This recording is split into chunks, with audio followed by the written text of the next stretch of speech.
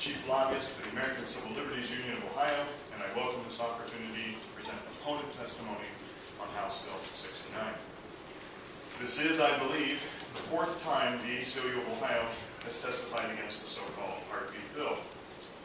Like all previous times, our message remains the same.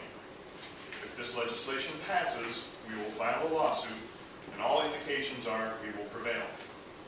Make no mistake, House Bill 69 is a radical departure from anything the U.S. Supreme Court has previously endorsed with regard to abortion restrictions.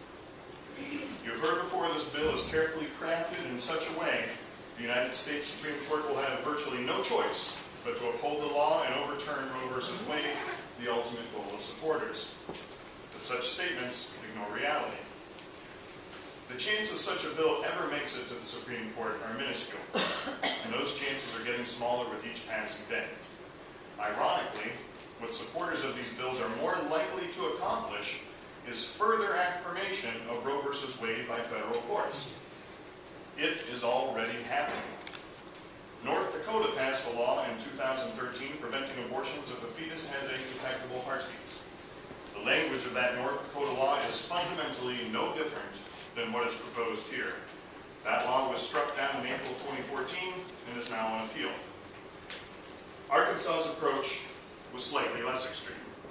Its legislature also passed a heartbeat law interpreted as outlawing abortions after 12 weeks. Just like North Dakota's law, and as predicted, this one was rebuffed by the district court and is also on appeal. The chances one of these lawsuits reaching the Supreme Court are grimmer than ever.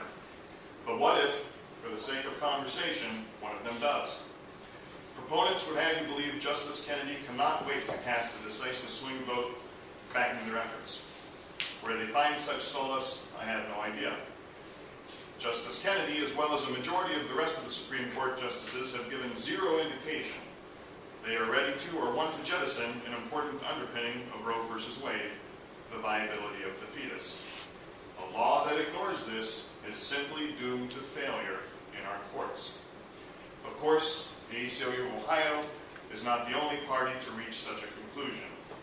The litany of people, organizations, and legislators, none of whom can be described nor want to be described as supporters of reproductive rights, fully agree with this assessment and have chosen not to support these efforts in Ohio or around the country.